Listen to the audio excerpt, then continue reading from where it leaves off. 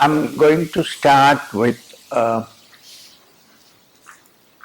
first part of Kriya and then go on to back to our ramblings before we get back to Kriya. So, important thing to note is in the Yoga Shastras there are many Kriyas. Because when you say the word Kriya, it means basically a technique, a method. That's what it means. Now when I say Kriya, I'm talking about a particular technique which has come down to me from a certain tradition. So when I say Kriya, that's what I'm talking about. But therefore there could be many Kriyas, other Kriyas. Now this Kriya which has come down to me, my tradition, has been from someone, I can't even say someone, something called Sri Guru Babaji, to my personal teacher in this life, Maheshwarnath Babaji, and me. This is my lineage. Now, Sri Guru Babaji is a spiritual being known for many years. He's been mentioned in many of the traditional texts that we have, especially the tradition of the Nath Panthis, starting with Machendranath, Gorakhnath, and so on, and is referred to as Sri Guru Babaji or as Nityanath, which means one is there for a long time. Nitya actually means forever, but even Babaji would go after some time when it's time, the work is done. Now, well, the creator Brahma himself is supposed to vanish at the end of the Manvantara, so forget about others. Nobody has a permanent body, but this is the longest that you can think of. And we also don't believe that he was born in Sri Lanka or Pondicherry and things like that. I think it's bunkam. We believe that Sri Guru Babaji is not a physical being born of a womb of a mother, but a spiritual being who is here for a certain purpose of teaching the technique of Kriya Yoga. Anyway, let's not enter into that controversy, leave it there. So, the Kriya which I talk about comes from that lineage. It's the same lineage in a different way that Yogananda Paramahamsa speaks of when he wrote the autobiography of Yogi. This was for the first time that the general public, especially outside India, even many inside India, came to know of the existence of a being called Sri Guru Babaji. Well, he called him Mahavatar Babaji because he thought many avatars have come and gone, but here is someone who is there for a long time, so he called him Mahavatar. Maha means big. So this is the lineage. Therefore, if anyone has taken Kriya from the Yogoda Satsang Society, which is in the West called SRF, Self-Realization Fellowship, I usually don't change the Kriya. I ask them to continue their Kriya and try to help them in whatever way I can. Well, looking into the practices, I do find that there are some things missing, but I attribute that to Yogananda Paramahamsa trying to simplify it for the West. Probably. It's not that he wouldn't have known about some of these missing things, because he was a disciple of Yukteswar Maharaj, who was a disciple of Lahiri Mahashaya, who was a disciple of Sri Guru Babaji. So it could only be, I can't find any other reason why certain things are not there. But the basic Kriya, which we call the central Kriya key, is the same. So if you've already taken Kriya from SRF or YSS, Well, you don't have to change your procedure. If you need any help, I'm there. You should help brothers and sisters who are walking on the same path to the best of your capacity. However, I cannot say that for other brands of Kriya which are around. I can't guarantee that it's the same. But it's okay. Different people have different practices. It's okay. So, now, therefore, we believe that to begin Kriya, to begin the practice of Kriya, you need to have a link with Sri Guru Babaji in some way in your mind and proceed only after establishing the link. And to establish the link, we teach a practice which is called the chanting of the Guru Mantra. The Guru Mantra has been given to us in our tradition. My Sonat Babaji gave it to me. Perhaps in some other life, Babaji gave it to me. So we have this mantra which before beginning any practice of Kriya, you need to chant. So before going into any more details, I would like to first teach you the Guru Mantra. Nowadays, if you have seen some of my YouTubes, you might have already heard the Guru Mantra.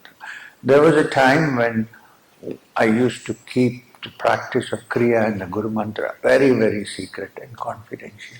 One person, two people, but then more people started desiring for it.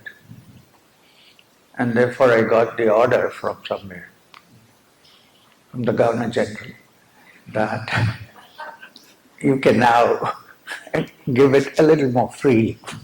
Otherwise you can't give Kriya to so many people. So now I've started doing it, out of a practical necessity. I know there's some of the people who used to come to me in olden times, probably they might remember, I don't know anybody here say Kriya, I say, okay, wait, 1 year, 2 years, 3 years, okay, now take the Guru Mantra. It's changed now. So, I'm going to teach you how to do the Guru Mantra. There's not only the Guru Mantra, but there is a technique of practicing the Guru Mantra, which has been given to us, and I'm just going to pass it on to you. So the Guru Mantra, which I'm going to say, if you would repeat with me once, then you won't forget it forever. Let's chant the mantra first, so that you don't forget it. It's very simple. And it doesn't have any connection with any particular sect, or Vaishnavite, or Shaivite, anything of that kind. It's a Guru Mantra. The mantra is Om.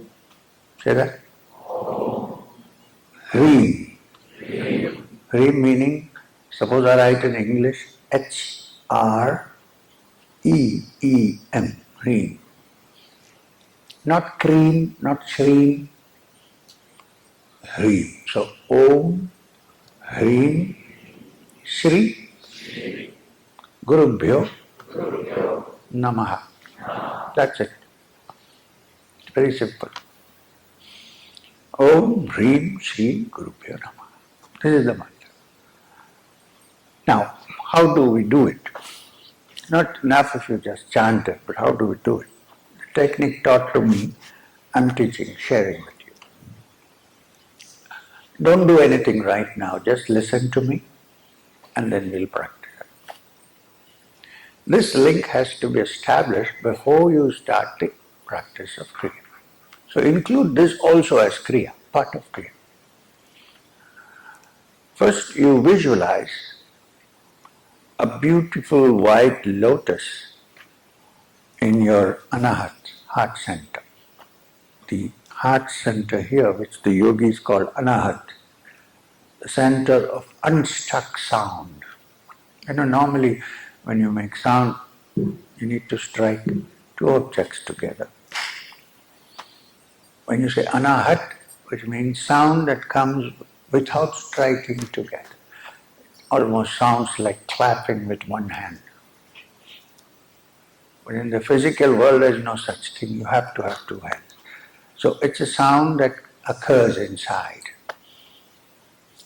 And that occurs from this center, which is usually the center which we point out to when you say me.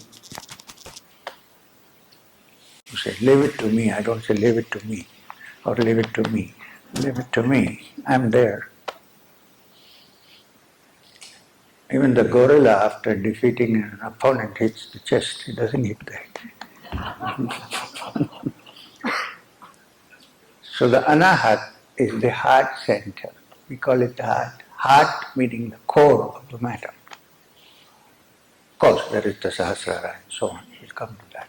But so therefore, visualize a white lotus in the heart, inside, not outside, inside your heart center, as if the lotus is this way, not this way, blossom upward like this.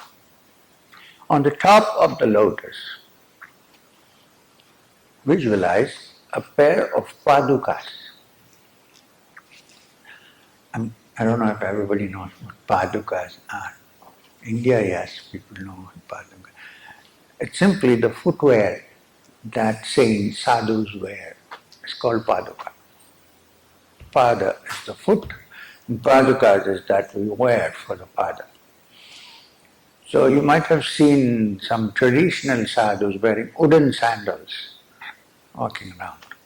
Basically this is what paduka is, but you can think of it as just something shaped like the foot, but like footwear. Or you can think of a Hawaii chappal, it doesn't matter. Footwear, padukas. Now, traditionally people think of padukas as made of silver, gold, wood. It doesn't matter really. Just say that there is a pair of padukas. Please remember, one pair of padukas, not two. Because I know all these things happen. Really, I'm not joking. Other day somebody told me, I was thinking of the two pairs of padukas. One went off. I said, which two pairs? And also, it's your own visualization. Therefore, don't worry too much about the details. Like I visualized the paduka, but the knob was missing. It doesn't matter. Okay? Just keep it there. And please don't count the petals of the lotus. You just have a white lotus and a pair of padukas. Now the padukas are kept on the lotus as if they're pointing towards you, which means someone coming towards you, not going away. The heels are on that side and the toes are here, basically to say that someone is coming towards you. You visualize the padukas. Now the question which you asked. If I have already taken a mantra, a guru mantra, is it possible to, yes, the padukas for us basically are meant to be Sri Guru Babaji's padukas. Okay? However, you can also think that the padukas belong to all the great beings, all the great teachers, all the great saints who have existed from the beginning of time. You may even think of it as the padukas of Jesus Christ. So they are the symbol of the great spiritual teacher. But when we do Kriya, since we are doing this Kriya, we basically, fundamentally think of these as the padukas of Sri Guru Babaji. That's all you need to think. Right? You may also think of it as Vishnu padukas or Shiva, it doesn't matter. And actually there are Vishnu padukas in Gaya. So, okay, so having visualized the padukas, on the white lotus, in your heart center, sit down quietly, bow down your head in humility, ask for help, say, I'm going to practice Kriya, please guide and help me, and then touch put your hands here as if you are touching the padukas.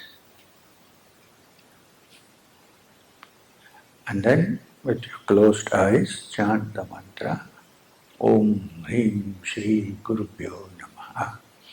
Ask for help. Now, the question is, should we chant loudly or should we chant silently? If there is nobody around and you're alone, you may start with chanting loudly a little bit so that you can hear it. Not for the neighbor, for yourself. And then you can chant silently in your mind. Always ajapa ajapa, which is mental chanting, is considered in meditation as more important than loud chanting. So you chant it loud a couple of times so that you hear it properly yourself, and then let it go on in your mind. Now, how many times should we chant? I would say that don't go into the times, number of times, because you might get diverted by counting the number of times. Do it for 5-10 minutes, depending on how much time you have. Minimum 5 minutes. It's not the number that's important, but the quality, full attention. That's more important than how many times. So, Om Hrim Shri Gurubhyo. Okay? So,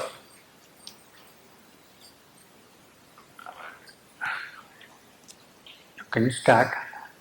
So, close your eyes, go down your head, touch the heart center. And once I will chant Om Hrim Shri Gurubhyo Namaha, chant with me, and then do silent chanting in your mind.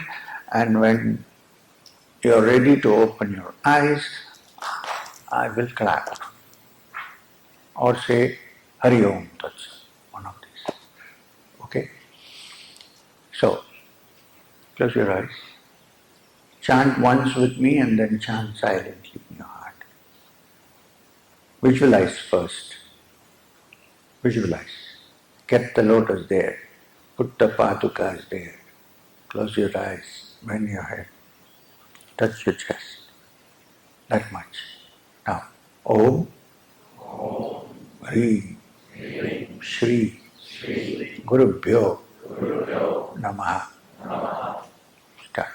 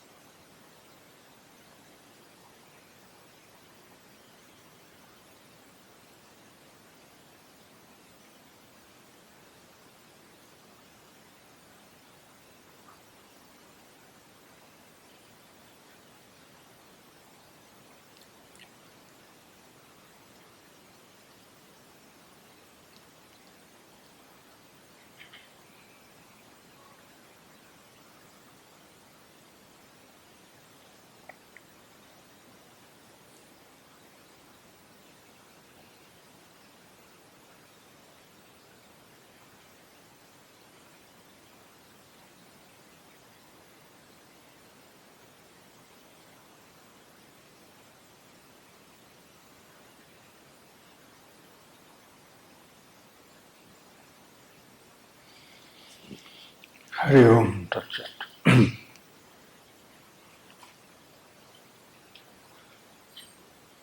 So one part is, this is the beginning part. Now,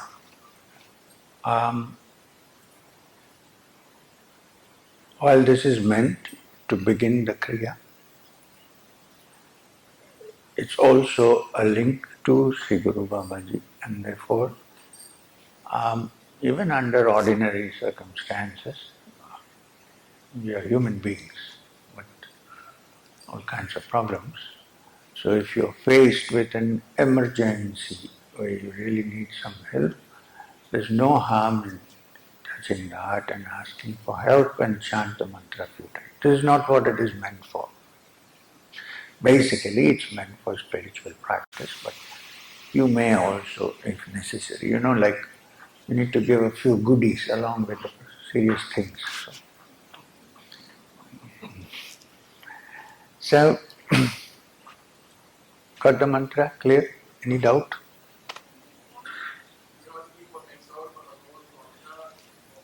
Not required.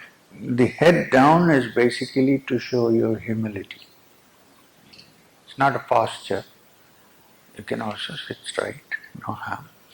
But it means I bow down. Bowing down is such a difficult thing for human beings. The ego is so big. Some people even boast, I don't bow down. Okay? That's why in olden days they had temples with very small doors so that you have to bend down. And when people say, I don't like to bow down with anybody, I say, okay, shut the room so that nobody sees you and bow down a few times. It's good for circulation of blood in the brain.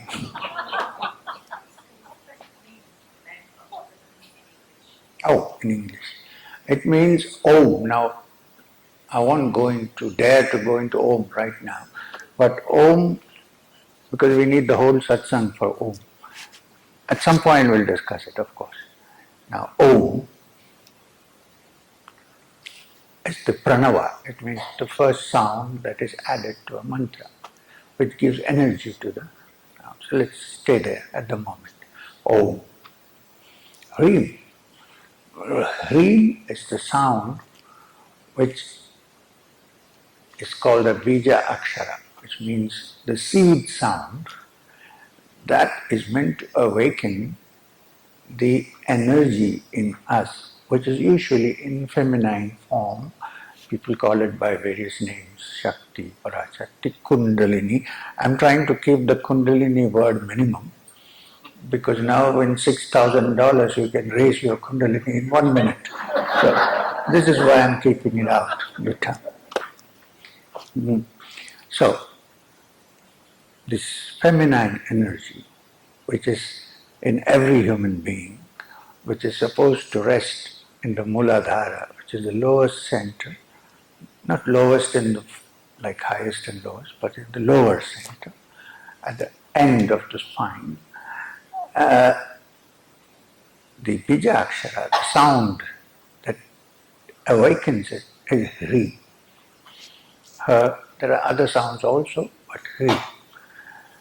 So Hrim is the Bijakshara of Bhavani. So Babaji has instructed that you add Hrim to the mantra, so that while you invoke Babaji, you're also invoking the energy. Om Hrim. Shri is a word used as a respectful address to anyone.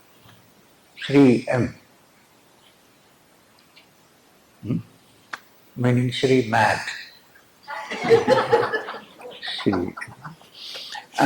So Shri is like adding Mr. but little more respect. Mr. M sounds like James Bond's boss. So, Shri M. So, this is Shri. Then Guru, Guru. Guru Bhyo, to the Guru. To the Guru. Namaha, I bow down. I prostrate. So correct. Om Hrim Shri Guru Bhyo Namaha. Okay. Now, we go back to the anatomy and physiology of Kriya and the human body.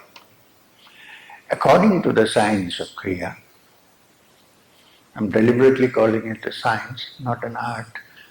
According to the science of Kriya, the human system has a number of, not only according to this, but it's true that the human body or the human system has a number of channels, we call them nadis, N-A-D-I-S, through which energy circulates in our system. The prana circulates in our system. So, the nadis through which prana circulates in our human system, out of these nadis, three are most important for us, for the practice of Kriya. And the three are the nadi on the left, which is called the Ida, nadi on the right, which is called the Pingala, and the nadi in the center, the channel in the center, which is called the Sushumna. You don't have to remember these names. Theoretically, I'm just explaining to you. So the Ida, the Pingala, and the Sushumna. Now, the Ida nadi on the left starts actually from the right side of the Sahasrara, from the brain, inside the body, not outside, and then goes this way and comes to the left, and then goes down and meets at the bottom of the spine the right nadi. And the right nadi starts from the left, crosses here, and comes down and meets at the bottom, at the center called the Mooladhara. Mooladhara meaning, it means actually root, R-O-O-T, foundation. Moola, Adhara. So, you see this? The left nadi starts from here and goes down. The right nadi starts from here, from the left, and goes down and meets here. So this crossing point inside the head externally is represented by the ajna, or the move, the point, the trikuta, or the point where actually three nadis meet, because the Sushumna, which goes directly down from the head to the bottom of the spine, also is here, so where they meet. Now for yogis, this is Varanasi, Banaras, not there, here, also there, but also here. Why? Because we call this the Varuna river, we call this the Asi river, and they cross together here, so this is Varanasi. And if you move a little up, here sits Kashi Vishwanath. Sahasrara. So, these are the nadis, three main nadis, main channels. Now for most things that we do on this earth, physical, mental, things to do with knowledge, for all these things, it's enough if the energy circulates either to the left or to the right. There is no need for the Sushumna to come into the picture, the central. But if you need to move in the spiritual direction and open the doors which are normally closed, and go to Dwaraka, you know the word door and the Sanskrit word dwar are very close to each other. And when you open the dwar, you see the Dwarkadish. So, if you need to walk on this path, to go to the middle path, which is to reach spiritual development, you need to open and make the Sushumna Nadi functional.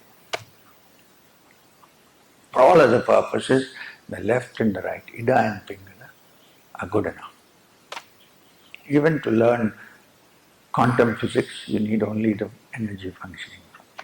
But if you want to go beyond the realm of Akasha, to that which is not palpable to the senses or even to the mind sometimes. Then you need to open the Sushumna Nadi, which is the central one running from the Sahasrara through the spine down to the bottom. In some cases, even when you're not practicing Kriya or any other meditation technique, due to ecstasy or some other reason, it can sometimes open up by itself. But we are talking about step by step systematic movement in yoga. Is that clear that much? Okay, now we'll proceed. Now in this, if you ask me, now from the bottom of the spine where all the three nadis meet, which we call the Mooladhara, and the top from where they have originated and come down is called the Sahasrara, the 1,000-petaled lotus. Now, between the Sahasrara and the Mooladhara, there are 5 points, 5 centers, 5 points. Just above the Mooladhara and below your navel, almost halfway between, is the center called the Swadhisthana. The Swadhisthana, and just on the navel is the Manipura, and in the heart where we visualize the lotus is the Anahat, and in the throat is the Vishuddhi, and this is the Ajna, and this is the Sa. So altogether, Sapta, 7. Right? So as your awareness travels up from the bottom to the top, it goes through subtler and subtler levels when it touches these centers.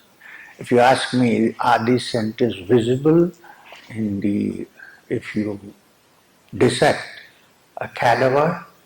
Well, no and yes. You don't see the chakras actually, because when you say chakra, it's basically a movement of energy. When you say chakra, it means moving in a circular form. That's what I mean by chakra. Understand? In Hindi we have chakar mein phas gaye. It's chakra. Means I got caught in the chakra, which means movement, circular movement, like a wheel. Now the many wheels. So, which means it's here that the energy from the Ida and the Pingala, which we can identify as cathode and anode. I'm deliberately using the word cathode and anode because they're not negative and positive in the usual sense of it. When you say negative, oh, it looks like it's negative and this is positive. It's not like that. It's just plus and minus. Charge. So when the energy of the Ida and the Pingala meet together and spark, then there is a movement created, like a whirlpool. These are the chakras, the centers. They're also called Padmas in the literature, yogic literature, because Padma is a lotus, and a lotus blossoms this way. So it's as if it's closed, and with attention you can make it open up. So which is why it's called Padma. So, as your awareness ascends from the bottom to the top, your mind is raised from the gross to the subtle, to the subtle, to the subtlest. Right? So, there are 5 centers. Actually 7, starting with Mooladhara, Chasi.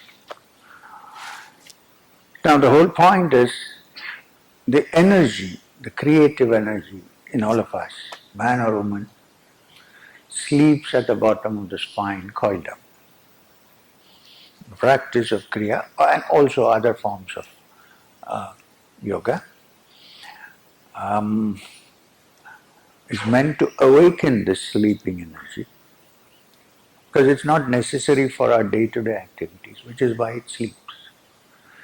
It flows down sometimes. in the downward direction, and then it becomes the biological creative energy because of which we are all here.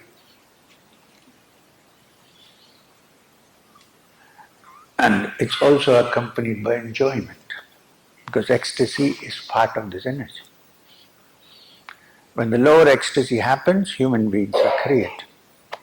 When the upper ecstasy happens, gods are created. Ecstasy is there, of course. And the only ecstasy the ordinary human being knows is what happens when the kundalini or this energy flows downward. So after food and shelter, that's what we are usually obsessed about. Because it's a great intoxication. When this intoxication is in the upper centers and it reaches the sahasrara, then that not even intoxication, ecstasy is celebrated by the great Shankara, Adi Shankara, with the Saundari Lahari, the beautiful ecstasy, the beauty of ecstasy. Lahari means ecstasy.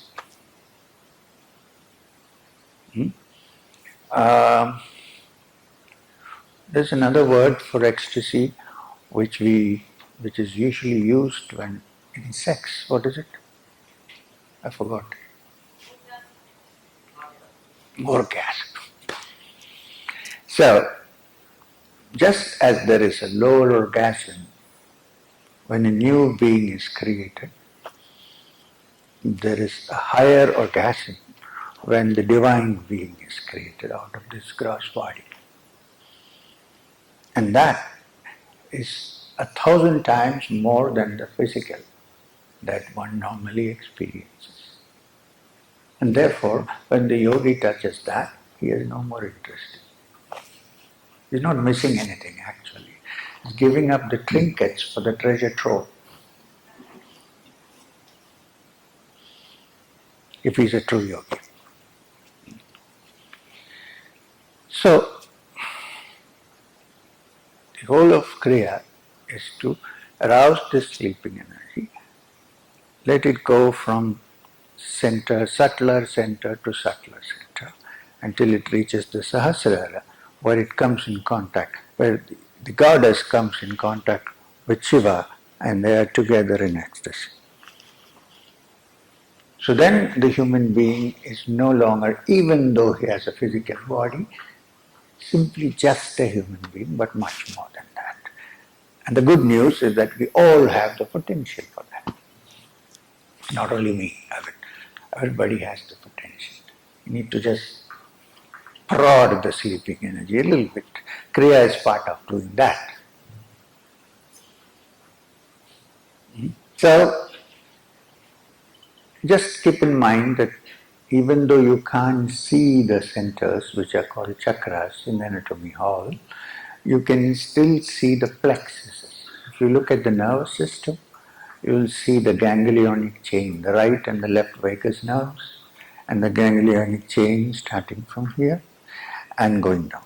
And each of these centers called chakras, there is also a cluster of nerves which is called a plexus. It comes from the spine and then goes like this and forms a plexus. So you have solar plexus, sacral plexus, there must be other plexuses, you would know it, I don't know. Doctors might know, there are many plexuses. So the plexuses are not the chakras, but they are almost in the same location as the chakras. So, the process of Kriya is to first clear the central channel, clear, because it's usually closed with all kinds of muck from the past birth, this birth, your anger, your jealousy, or the whole thing. It's kind of completely clogs the central channel, and you can't hear music if you have a flute which is filled with clay. You need it hollow and clean. So, to hear the divine music, you need to clear up the channel from all the muck that has gathered over the centuries in your sushumna. So the first part of Kriya, therefore, is how to clean the channel. You have done half the job if you have cleaned the channel. Because then you have left it free for the energy to ascend when it wants. You don't have to apply too much pressure on that. We also don't believe that you should forcefully do this. It has to come. You know what happens? When forcefully it happens, or it happens to some people spontaneously, they have big problems. They don't know how to handle it. It's almost no cure for it. So go slowly.